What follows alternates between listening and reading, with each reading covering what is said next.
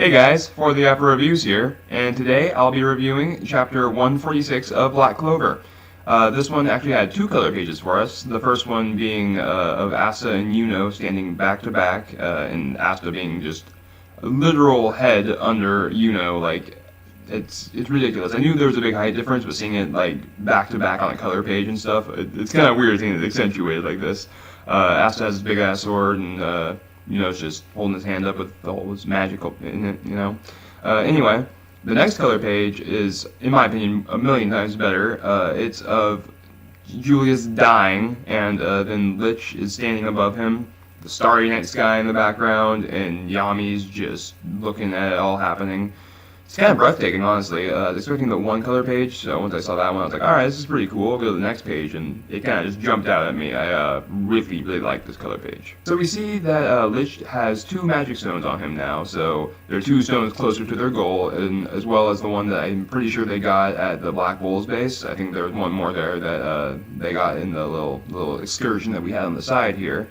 And then we see Yami noticing William Vengeance's helmet on the ground when he sees Licht, so he's immediately just like, okay, my suspicions were right, which they were, kind of, sort of. They were right, but it was also two people, so he was pretty damn close. And he's getting really mad, he just says, vengeance! And it's kind of funny because he also wants vengeance, a little double entendre there.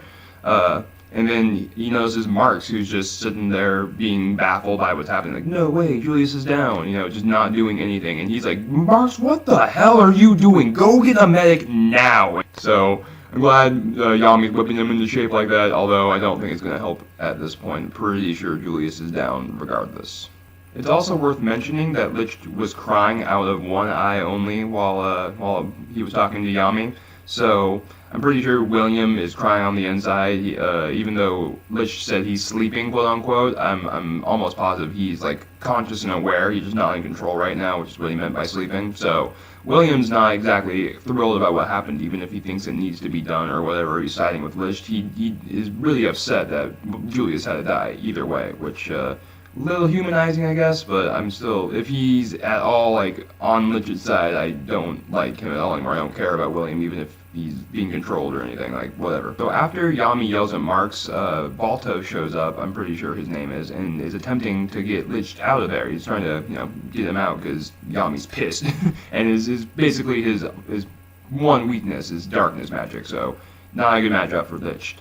As they're teleporting away, Yami attacks with his attack, I think it's called Dark Cloak Dimension Slash, and then we see blood. There is a little panel of blood, so I'm almost positive he cut or, like, seriously injured one of them, but in doing, like, they still got away, it doesn't matter. In doing so, they were in another dimension already. That's why he could still cut them, but they were gone. There's no stopping them there. So, a whole cliche villain got away after killing the good guy, so now Yami's on a revenge thing, I'm assuming, or he's gonna, maybe even if it doesn't consume him or doesn't become something like that, he's still, he's gonna want revenge here. He's gonna be pretty pissed. I'm a little upset that we didn't get more of a beating. I wanted Yami to kick the living crap out of Licht real quick, and then maybe he gets away and leads to the next story arc, blah blah blah. That's not what happened. What happened is that they got away, and I liked the whole that Yami cut them while in another dimension. That is a cool way to incorporate his new power, which he got in the Sea Temple arc.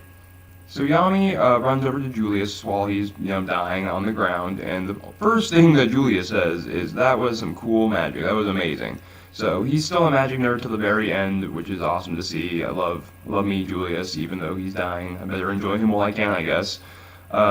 He mentions that Yami's become an amazing magic knight, and Yami's like, I'm not a kid anymore, man. I'm 28 already. And he's like, like almost crying. He's pretty broken up right now.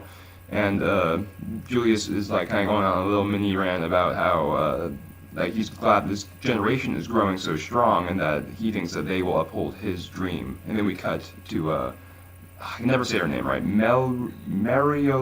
I think that's her name. The fire lion, the woman fire lion. So she's still beating the crap out of Liar, And Liar knows that he's beaten at this point, so he goes for what all of the White Knight Demon Eyes, people seem to do when they're losing. They try to self-destruct. And Asta, having seen this not once, not twice, but 3 times already. 3 times, guys, he's seen this. He's seen it against Veto, or whatever his name was, the crazy beast guy who I really liked in the first, the Water Temple, like one of the first really, really big enemy, I would say. And then Fauna also tried this, and so did Licht in the arc, in the arc with Gouch and his whole deal with weird sister stuff.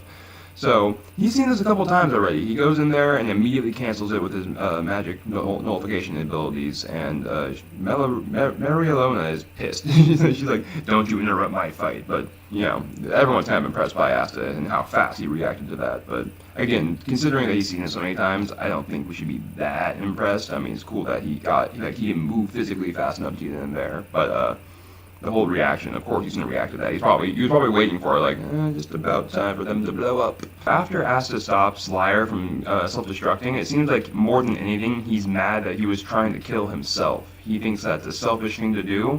He wants to hear his side of the story, and he wants him to hear his side so that they can come to some kind of understanding. Because he knows that people aren't just inherently evil. They're evil for a reason. Something that they treasured was either destroyed or taken from them, from what he's heard, just through the ranting of other enemies, and he wants to understand what's going on here. He wants to do this so that there doesn't have to be any more fighting, which is cool. It's a really good parallel to Julius talking about how he wants understanding and no discrimination or anything, and how Asta is going to carry on that dream, it seems. Marielona, when Asta first says this, mentions that they have no interest in understanding us, so that we have to stop them any way we can, even if it means killing them. And Asta just simply asks, why? With all the innocence in the world. I mean, it's going to be interesting to see his views kind of maybe not get changed, I want to say, but tainted, or see how unrealistic sometimes this could be. Especially considering that at the end of the chapter, Liar says it's already too late to stop them, so even sparing them could end up bad for them. I mean, maybe Licht comes and gets Liar back or something. Because it seems like Marielona. God, I have so much trouble saying that name. I apologize. She's considering letting Liar live. She seemed moved by Asta's words and how he genuinely wants to understand them, and what his dream is when he becomes the Magic Emperor. He's kind of talking about how he doesn't want any discrimination in a way of speaking, which is exactly what Julius is saying as he's dying in the kingdom right now. Sad stuff, guys. But at least the dream lives on. There's also a brief thought by Liar that if more people were like Asta, then maybe things wouldn't really have to be like this, but that he realizes that's not the reality. The reality is that there's a lot of people like the nobles in the kingdom and stuff who are just pieces of shit through and through. The last panel of this chapter is the magic tablet stone thing, with it's like the tablet where you put the magic stones, I guess I should say. And I'm assuming we're just going to put those 2 in there, and then we're going to see a clear view of how many more we need, or they need, before they can revive their leader, I think is the main goal here. And I'm thinking there's at least 1, because I'm pretty sure Yuno's is 1. So if there's only 1, maybe we discover that that's a magic stone. But then again, if that is a magic stone, it seems kind of weird that William went so long without knowing that, considering that Yuno is in his squad. So maybe a little hole in the theory there, but I'm still holding true to that's a magic stone, and they just can't tell for some reason. It's hidden or something magical like that. It's a series about magic. Anyway, that is it for me this week. If you liked the review, please like, comment, subscribe, share the video. It would really help the channel. I am trying to do my best to get some growth here and improve the quality of my videos as time goes on. So till next time, guys. See ya.